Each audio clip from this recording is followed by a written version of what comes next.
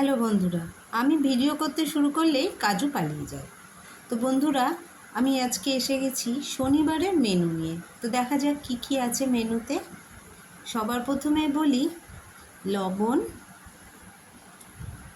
সাদা ভাত,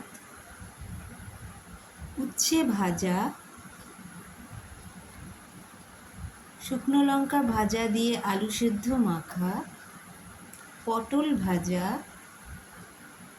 আলু ভাজা, বাঁধাকপির তরকারি, আর আছে পাকাল মাছের ঝাল।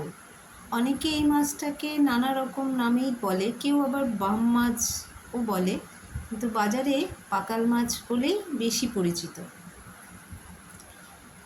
আর আছে আম দিয়ে মটর ডাল, আর শেষ পাতে আছে চাটনি আর পাঁপড়। তো বন্ধুরা, এই ছিল আজকের শনিবারের মেনু। আবার কালকে দেখা হবে।